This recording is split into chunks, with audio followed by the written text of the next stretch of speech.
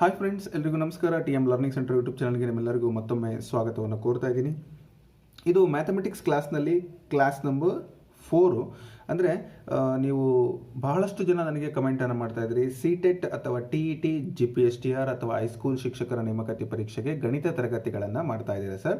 So ಅದರಲ್ಲಿ ನಮಗೆ ಕನ್ನಡದಲ್ಲಿ ಕ್ವಶನ್ಸ್ ಬೇಡ, ಇಂಗ್ಲೀಷಲ್ಲೇ ಕ್ವಶನ್ಸ್ ಕೊಡಿ, ನಾವು ಇದಕ್ಕಿಂತ ಚೆನ್ನಾಗಿ ಅರ್ಥ ಮಾಡ್ಕೊಳ್ತೀವಿ ಅಂತ. ಸೊ ಹಾಗಾಗಿ ನಿಮ್ಮ ಕೋರಿಕೆಯನ್ನು ನಾನಿಲ್ಲಿ ಪರಿಗಣಿಸಿಕೊಂಡು ನಿಮಗೆ ಪ್ರಶ್ನೆಗಳನ್ನು ವಿವರಿಸುವಂಥ ಪ್ರಯತ್ನ ಮಾಡ್ತಾ ಇದ್ದೀನಿ. ಹಾಗೆ ನೀವೆಲ್ಲ ಸಬ್ಸ್ಕ್ರೈಬ್ ಮಾಡಿದಲ್ಲಿ ವಿಡಿಯೋಗಳನ್ನು ನೋಡ್ತಾ ಇದ್ರೆ, ಹಾಗೆ ಬಹಳಷ್ಟು ಜನಕ್ಕೆ ಬರೀ ಗಣಿತ ಮಾಡ್ತಾರೆ ಅಂತ ಒಂದಷ್ಟು ಇದೆ, ಅಥವಾ ವಿಜ್ಞಾನ ಮಾಡಿ ಅಂತ ಇದೆ, ಅದರಲ್ಲೂ ಕೂಡ ಇಂಗ್ಲೀಷ್ ಮೀಡಿಯಂನಲ್ಲಿ ಮಾಡಿ ಅಂತ ಕೇಳ್ತಾ ಇದ್ದೀರಾ. ಸೊ ಮುಂದಿನ ದಿನಗಳಲ್ಲಿ ನನಗೆ ಬಿಡುವಿದ್ದ ಸಮಯದಲ್ಲಿ ನಾನು ನಿಮಗೆ ಖಂಡಿತ ಕ್ಲಾಸನ್ನು ಮಾಡಿಕೊಡ್ತೇನೆ. ನೋಡೋಣ, ಪೇಯ್ಡ್ ಕ್ಲಾಸ್ ಮಾಡಿ ಅಂತ ಹೇಳ್ತಾ ಇದ್ದಾರೆ. ಸೊ ಆ ಬಗ್ಗೆ ನಾನು ಯಾವುದೇ ಚಿಂತನೆಗಳನ್ನು ಮಾಡಿಲ್ಲ. ಮುಂದೆ ಏನಾದರೂ ಅವಕಾಶ ಸಿಕ್ಕರೆ ನಿಮಗೆ ಅದನ್ನು ಹೇಳ್ತೀನಿ ಅಂತ ಹೇಳ್ತಾ, ಸೊ ಈಗಲೇ ಸ್ಟಾರ್ಟ್ ಮಾಡೋಣ. ಹಾಗೆ ವಾಟ್ಸಪ್ ಗ್ರೂಪ್ ಇದೆ ಮತ್ತು ಟೆಲಿಗ್ರಾಮ್ನಲ್ಲಿ ಮ್ಯಾಥ್ಸ್ ಮತ್ತು ಸೈನ್ಸ್ನವರಿಗೆ ಸಪ್ರೇಟ್ ಗ್ರೂಪ್ ಇದೆ, ಅದರ ಲಿಂಕನ್ನು ಕೂಡ ಡಿಸ್ಕ್ರಿಪ್ಷನಲ್ಲಿ ಕೊಟ್ಟಿರ್ತೀನಿ. ಸೊ ಅವುಗಳಿಗೂ ಕೂಡ ಜಾಯ್ನ್ ಆಗಿ, ವಾಟ್ಸಪ್ ಗ್ರೂಪ್ಗಳಿಗೂ ಕೂಡ ಜಾಯ್ನ್ ಆಗಿ, ಲಿಂಕ್ ಡಿಸ್ಕ್ರಿಪ್ಷನಲ್ಲಿ ಇದೆ ಅಂತ ಹೇಳ್ತಾ, ಇವತ್ತಿನ ಪಾಠದ ಮೊದಲನೇ ಪ್ರಶ್ನೆ. ಈ ಎಲ್ಲ ಪ್ರಶ್ನೆಗಳನ್ನ CTETನ ಹಳೆಯ ಪ್ರಶ್ನೆ ಪತ್ರಿಕೆಯಿಂದ ನಾನು ತಗೊಂಡಿದ್ದೀನಿ. ಸೊ ಇವೆಲ್ಲವೂ ಕೂಡ ನಿಮಗೆ ಮೋಸ್ಟ್ ಇಂಪಾರ್ಟೆಂಟ್ ಆಗ್ತವೆ. ಪ್ರಶ್ನೆ ನಿಮ್ಮ ಸ್ಕ್ರೀನ್ ಮೇಲೆ ಈಗ ಬಂದಿದೆ. If two quantities X and Y vary inversely with each other, ಅಂದರೆ ಒಂದಕ್ಕೊಂದು ಇನ್ವರ್ಸ್ ಆಗಿದ್ದಾವೆ, then which of the following is true? ಈ ಕೆಳಗಿನವುಗಳಲ್ಲಿ ಯಾವ ಸ್ಟೇಟ್ಮೆಂಟ್ ಸರಿ ಅಂತ. Option 1, product of their corresponding values remains constant. Option 2, summation of their corresponding values remains constant. Difference of their corresponding values remains constant. Ratio of their corresponding values remains constant. So these are the 4 options given for this question. So ಇದಕ್ಕೆ ಒಂದು ನೀವು ಯಾವ ರೀತಿ ಆನ್ಸರನ್ನು ಮಾಡಬೇಕು ಅನ್ನೋದನ್ನು ಸ್ವಲ್ಪ ನೀವು think ಮಾಡಿ ಈಸಿಯಾಗಿ ನೀವು ರೆಕಗ್ನೈಸ್ ಮಾಡಿದರೆ ಖಂಡಿತ ಉತ್ತರ ಬರೆಯೋದು ಬಹಳ ಸುಲಭ. ಸೊ ಹೇಗೆ ಇದನ್ನು ಯಾವ ರೀತಿಯಾಗಿ ನೀವು ಆನ್ಸರನ್ನು ಮಾಡ್ತೀರಾ ಈ ಪ್ರಶ್ನೆಗೆ ಅಂತ ನೋಡೋದಾದರೆ ಬಹಳ ಸಿಂಪಲ್ ಇದೆ. ಅವರು ಕೊಟ್ಟಿರೋವಂಥದ್ದು ಏನು ಕೊಟ್ಟಿದ್ದಾರೆ ಅವರು ನೋಡಿ, ಅದನ್ನು ನೀವು ಬರ್ಕೊಳ್ಳೋಣ. ಏನು ಕೊಟ್ಟಿದ್ದಾರೆ, ದಟ್ ಈಸ್ ಆಪ್ಷನಲ್ಲಿ, if the two quantities X and Y, X ಮತ್ತು Y ಅಂತಕ್ಕಂಥವು ಎರಡು ಕ್ವಾಂಟಿಟೀಸು. ಸೊ ಈ X ಆ್ಯಂಡ್ Y ಆರ್ ಏನು ಕೊಟ್ಟಿದ್ದಾರೆ, very inversely, means they are proportional inversely. X proportional, inversely proportional to Y.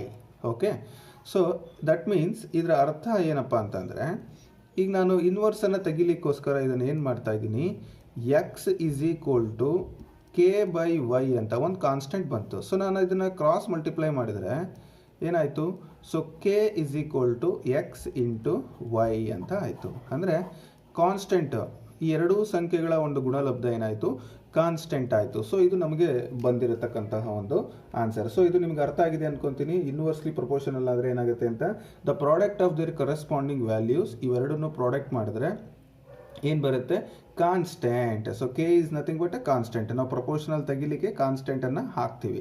So ಹಾಗಾಗಿ ಯಾವುದು ಸರಿಯಾದ ಉತ್ತರ, ಆಪ್ಷನ್ A ಇದಕ್ಕೆ ಸರಿಯಾದ ಉತ್ತರ ಆಗುತ್ತೆ. So go to the next one. To fill a rectangular tank of area 700 metre square, 140 meter cube of water is required. What will be the height of the water level in the tank? Options 20 cm, 30 cm, 40 cm and 10 cm ಅಂತ ಇದೆ.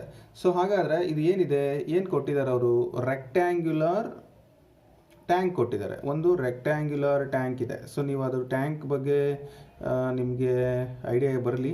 Rectangular tank ಅಂತ ಹೇಳಿದರೆ ಅದೊಂದು ಈ ರೀತಿ ಬರುತ್ತೆ. So ಈ ಟ್ಯಾಂಕಿನ capacity ಎಷ್ಟಿದೆ ಅಂದರೆ, ಎಷ್ಟು ಕೊಟ್ಟಿದ್ದಾರೆ, 140 ಮೀಟರ್ ಕ್ಯೂಬ್ ಅಷ್ಟು ಕೆಪಾಸಿಟಿ ಇದೆ. ಸೊ ಏರಿಯಾ ಕೂಡ ಕೊಟ್ಟಿದ್ದಾರೆ. ಅವ್ರು ಕೊಟ್ಟಿರ್ತಕ್ಕಂಥದ್ದು area is equal to what, 700 metre square ಕೊಟ್ಟಿದ್ದಾರೆ. ಸೊ ಇಲ್ಲಿ 700 ಮೀಟರ್ ಸ್ಕ್ವೇರು ನಮಗೆ ಗೊತ್ತಿದೆ, ಏನು ಗೊತ್ತಿದೆ, volume of rectangular tank is equal to length into breadth into height, ಹೌದಲ್ವಾ? So volume is equal to length into breadth into height ಅಂತ ಕೊಟ್ಟಿದ್ದಾರೆ. So ಅವರು ವಾಲ್ಯೂಮ್ ಅವರೇ ಕೊಟ್ಬಿಟ್ಟಿದ್ದಾರೆ ಎಷ್ಟಿದೆ ಅಂತ, 140. ಲೆಂತ್ ಇಂಟು ಬ್ರೆಡ್ತ್ ಅಂದರೆ ಏರಿಯಾ ಅಂತ ಬರ್ಕೋಬೋದು ನಾವು. Area is equal two into height.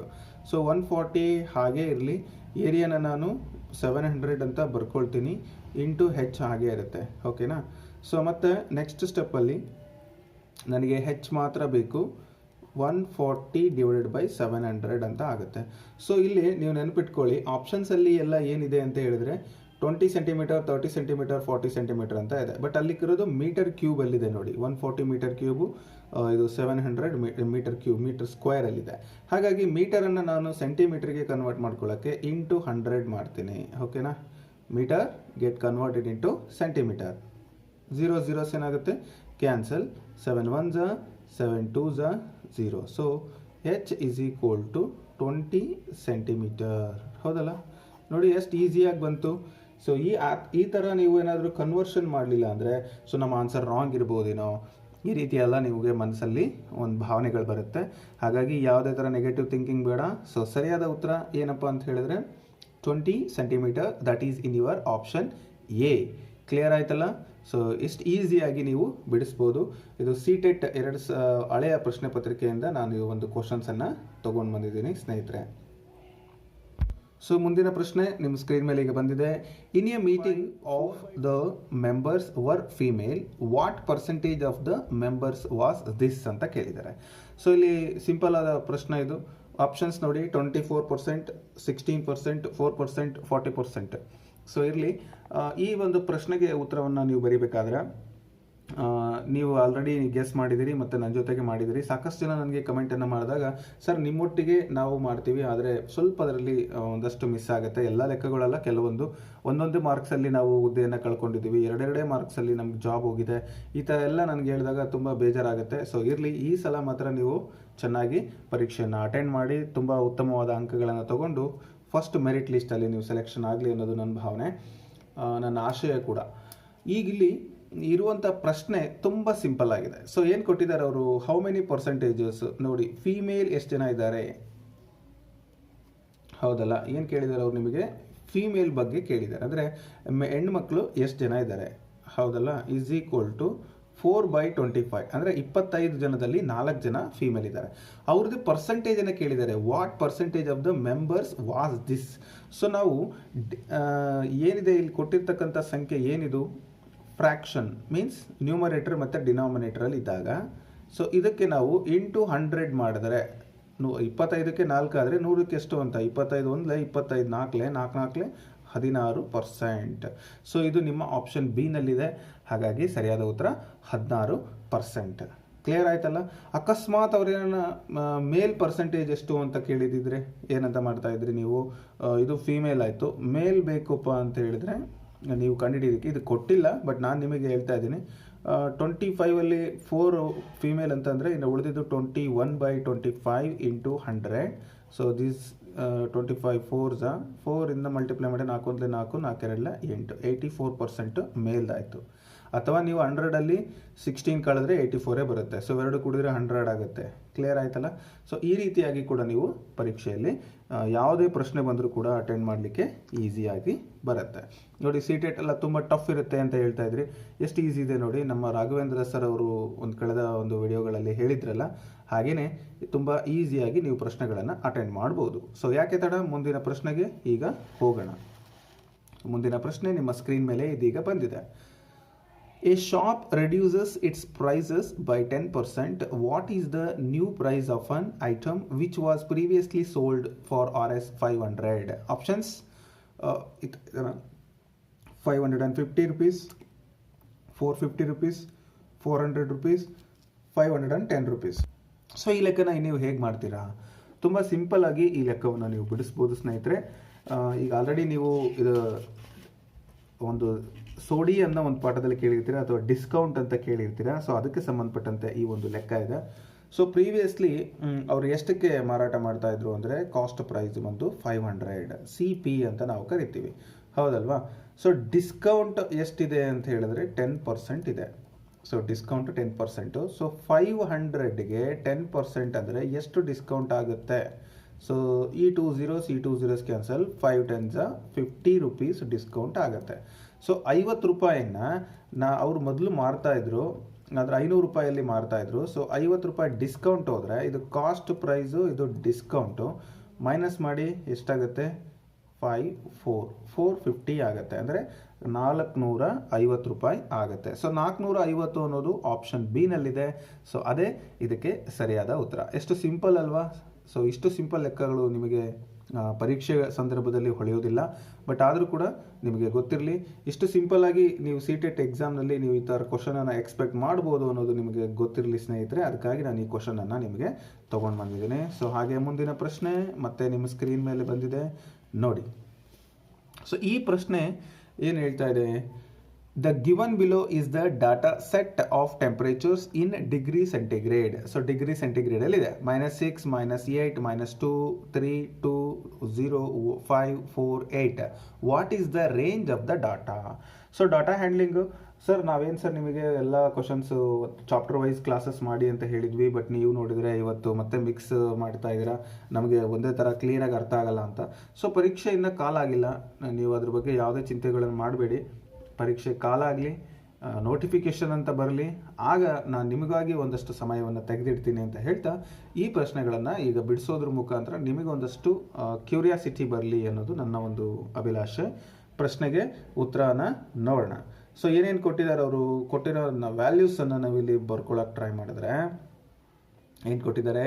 S -6, -8, -2, 3, 2, 0, 5, 4, 8. So ನಮಗೆ ರೇಂಜ್ ಬೇಕು, ವ್ಯಾಪ್ತಿ ಅಂತ ಕರಿತೀವಿ ಅಲ್ವಾ? ವ್ಯಾಪ್ತಿ ಏನು ಹೇಳ್ತದೆ? ವ್ಯಾಪ್ತಿ ಅಂದರೆ ಹೈಯೆಸ್ಟ್ ಮೈನಸ್ ಲೋಯೆಸ್ಟ್. ಹೈಯೆಸ್ಟ್ ಯಾವುದು ಇದರಲ್ಲಿ? 8 ಮೈನಸ್ ಲೋಯೆಸ್ಟ್ ಯಾವುದು ಅಂತ ಹೇಳಿದ್ರೆ -8. ಸೊ -8 ಚಿಕ್ಕದು, ಎಲ್ಲದಕ್ಕಿಂತ 0 ಅಂತ ತಿಳ್ಕೊಬೇಡಿ, -8. ಸೊ ಏನಾಗುತ್ತೆ? 8 -8 ಪ್ಲಸ್ 8 ಅಲ್ಲಿಗೆ 16 ಆಯಿತು. What is the range? Degree Celsius ಅಲ್ಲಿ ಹೇಳಬೇಕು, 16 ಡಿಗ್ರಿ ಸೆಂಟಿಗ್ರೇಡ್. ಇದು ಆಪ್ಷನ್ ಏನಲ್ಲಿದೆ, ಅದೇ ಇದಕ್ಕೆ ಸರಿಯಾದ ಉತ್ತರ ಆಗುತ್ತೆ. ಸೊ ಕ್ಲಿಯರ್ ಆಯ್ತಲ್ಲ? ಇಷ್ಟು ಈಸಿ ಪ್ರಶ್ನೆ. ಮುಂದಿನ ಪ್ರಶ್ನೆಗೆ ಹೋಗೋಣ. ಎಲ್ಲವೂ ಇದೇ ಥರ ಇರುತ್ತೆ ಅಂತ ನೀವು ಅಂದ್ಕೋಬಾರ್ದು, ಯಾಕೆಂದರೆ ಪರೀಕ್ಷೆಯಲ್ಲಿ ಹೇಗೆ ಬೇಕಾದರೂ ಪ್ರಶ್ನೆಗಳು ಚೇಂಜಸ್ ಆಗ್ಬೋದು. ಸೊ ಸ್ನೇಹಿತರೆ, ಮುಂದಿನ ಪ್ರಶ್ನೆ ಪ್ರಾಬಬಿಲಿಟಿ ಮೇಲಿದೆ. ಸೊ ಪ್ರಶ್ನೆ ನಿಮ್ಮ ಸ್ಕ್ರೀನ್ ಮೇಲೆ. A coin is tossed 10 times and the outcomes are observed as H, T, H, T, T, H, H, T, H, H. Head, H means head, T means tail. What is the probability of getting head ಅಂತ ಇದೆ. So ಹೆಡ್ಡನ್ನು ತೆಗೆದುಕೊಳ್ಳುವಂಥ ಒಂದು probability ಏನು ಅಂತ ನಮ್ಮನ್ನು ಕೇಳಿದ್ದಾರೆ, ಹೌದಲ್ಲ? ಆಪ್ಷನ್ಸಲ್ಲಿ ಕೊಟ್ಟಿದ್ದಾರೆ 4/5, 2/5, 1/5, 3/5. So it's okay, try ಮಾಡೋಣ ಈ ಲೆಕ್ಕವನ್ನು ಹೇಗೆ ಮಾಡೋದು ಅಂತ ನೋಡೋಣ. ಅವ್ರು ಏನೇನು ಕೊಟ್ಟಿದ್ದಾರೆ ಬರ್ಕೊಳ್ಳಿ. H, T, H, T, T, H, H, T, H and H. ಓಕೆನಾ? ಸೊ ಇದು ಒಂದು ಟಾಸ್ ಮಾಡಿದಾಗ ಬಂದಿರುವಂಥ ಒಂದು values. How many times? 10 times. 1, 2, 3, 4, 5, 6, 7, 8, 9, 10. 10 ಇದೆ ನೋಡ್ಕೋಬೇಕು, ಇಲ್ಲಾಂದರೆ ಮತ್ತೆ ಕನ್ಫ್ಯೂಸ್ ಆಗ್ತೀವಿ. ಸೊ ಪ್ರಾಬಬಿಲಿಟಿ ಕೇಳಿದ್ದಾರೆ. ಏನು ಪ್ರಾಬಬಿಲಿಟಿ? ಯಾವುದನ್ನೇ ಆಗಲಿ ನಾವು ನೆಗ್ಲೆಕ್ಟ್ ಮಾಡೋಂಗಿಲ್ಲ. ಪ್ರಾಬಬಿಲಿಟಿ ಯಾವುದು? ಹೆಚ್ಚು. ಔಟ್ ಆಫ್ 10 ಹೆಚ್ಚು ಎಷ್ಟು ಸರಿ ಬಂದಿದೆ ನೋಡಿ? 1, 2, 3, 4, 5, 6 ಇದೆ, ಹೌದಲ್ಲ? So 6 out of 10 the head ಎಷ್ಟು ಬರ್ಬೋದು ಅಂದರೆ 6 ಬರ್ಬೋದು, ಹೌದಲ್ಲ?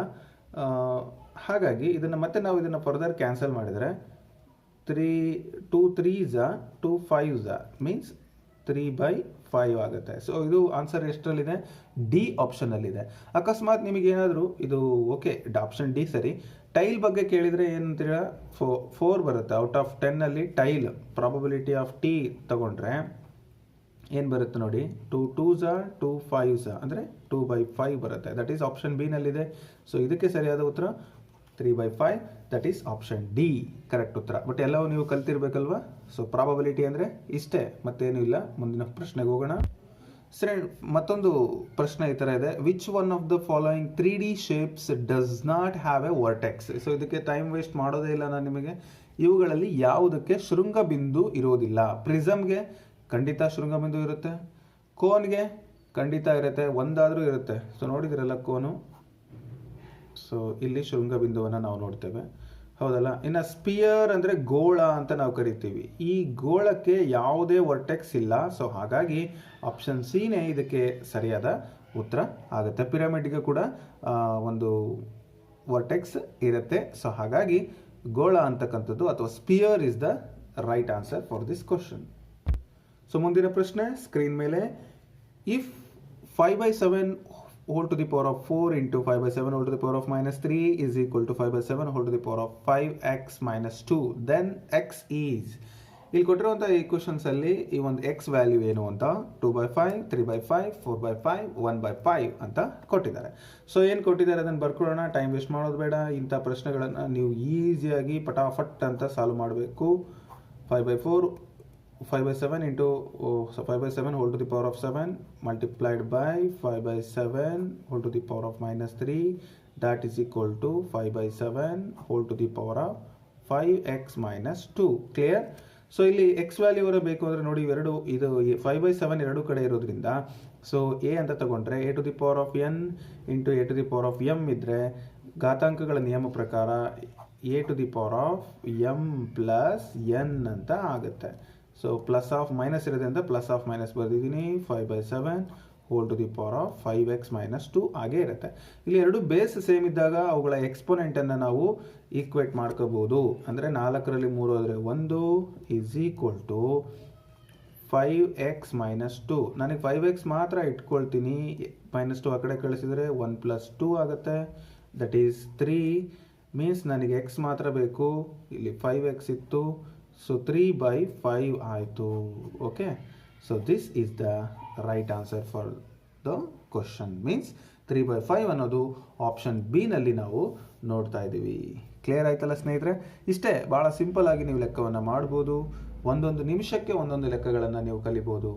ಓಕೆ, ಮುಂದಿನ ಪ್ರಶ್ನೆ ಹೋಗೋಣ ಸ್ನೇಹಿತರೆ. ಪ್ರಶ್ನೆ ಈ ಥರ ಇದೆ, let A B C B 3 rational numbers where a is equal to 3/5, b is equal to 2/3 and c is equal to -5/6. which one of the following is true?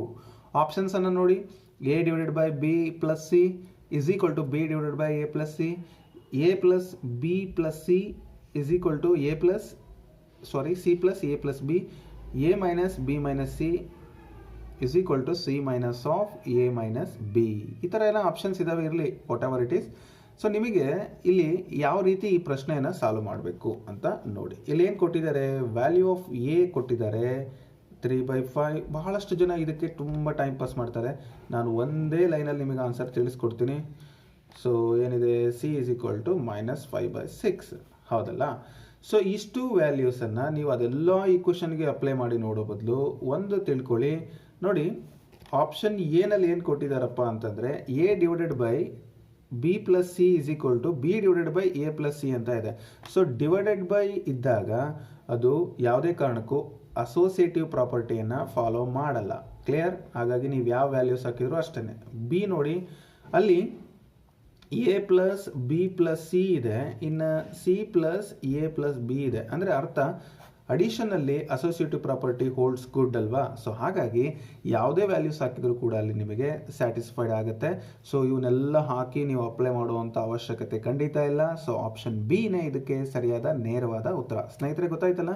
So ಯಾವ ವ್ಯಾಲ್ಯೂಸ್ ಬಗ್ಗೆನೂ ತಲೆ ಕೆಡಿಸ್ಕೋಬೇಡಿ, ಬೇಸಿಕ್ ರೂಲನ್ನು ನೀವು ಕಲೀರಿ ಅಂತ ಹೇಳ್ತಾ ಇದ್ದೀನಿ. So ಇಷ್ಟೇ simple. ಮುಂದಿನ ಪ್ರಶ್ನೆಗೆ ಹೋಗೋಣ. ಮುಂದಿನ ಪ್ರಶ್ನೆ ಈಗ ನಿಮ್ಮ ಸ್ಕ್ರೀನ್ ಮೇಲೆ ಬಂತು. ಪ್ರಶ್ನೆ, if q is the square of a natural number p, then p is the square root of q equal to q greater than q the square of q ಅಂತ ಇದೆ. ಸೊ ಏನು ಕೊಟ್ಟಿದ್ದಾರೆ ಈ ಕ್ವಶನನ್ನು? ಅವರು ಕೊಟ್ಟಿರುವಂಥದ್ದು ಸಿಂಪಲ್ಲು, ಇಷ್ಟೇ. ಅವರು ಕೊಟ್ಟಿರುವಂಥದ್ದು ಏನಪ್ಪ ಅಂತ ಹೇಳಿದರೆ, if q is the square of a natural number p ಅಂತ ಕೊಟ್ಟಿದ್ದಾರೆ. ಅಂದರೆ ಇಷ್ಟೇ ಅರ್ಥ, p square is equal to q ಅಂತ ಅರ್ಥ, ಹೌದಲ್ಲ? So p square is equal to q ಅಂತ ಅರ್ಥ.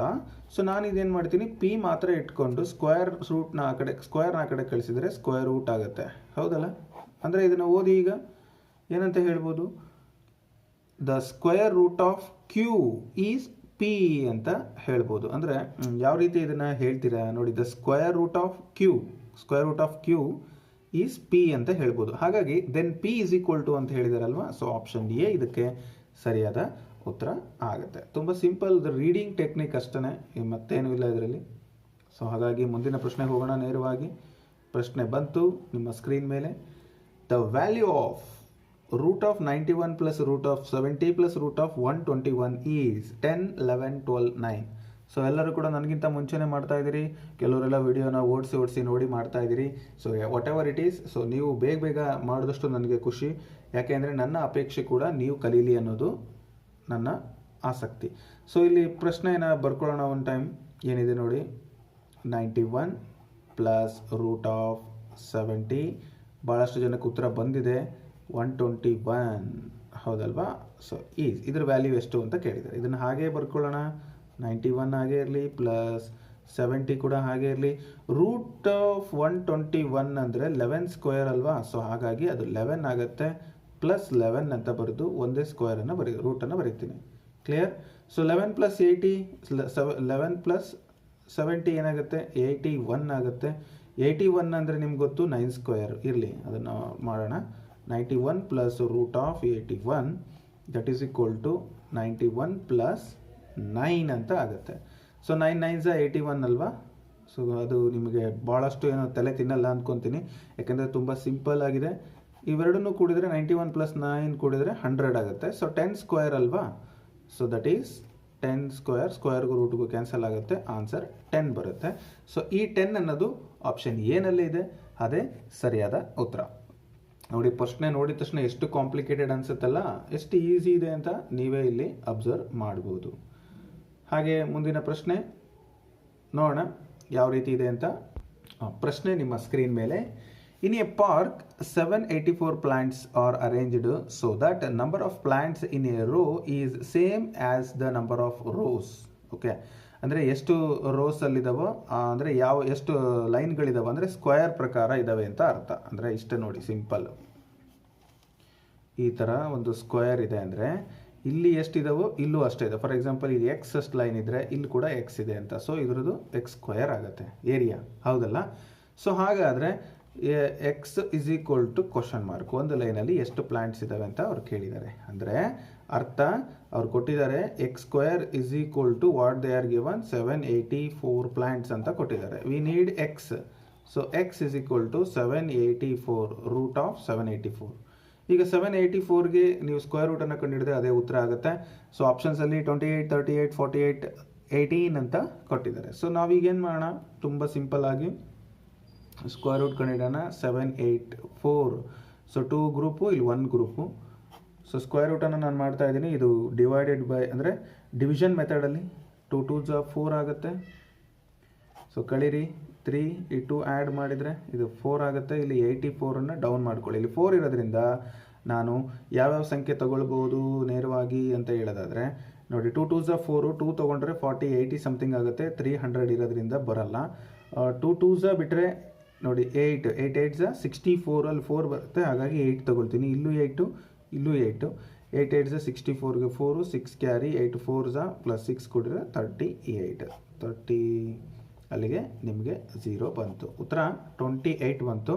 Means the value of X is equal to 28. ಅಂದರೆ ಒಂದು ರೋನಲ್ಲಿ 28 ಗಿಡಗಳನ್ನು ನಾವು ಹಾಕಿರ್ತೀವಿ ಅಂತ ಅರ್ಥ. ಸೊ ಅರ್ಥ ಆಯ್ತಲ್ಲ? ಆಪ್ಷನ್ ಎ ಇದಕ್ಕೆ ಸರಿಯಾದ ಉತ್ತರ. ಈ ಎಲ್ಲ ಪ್ರಶ್ನೆಗಳನ್ನು ಕೂಡ ನಾನು ನಿಮಗೋಸ್ಕರ ನಾನು ಕಲೆಕ್ಟ್ ಮಾಡಿದ್ದೆ.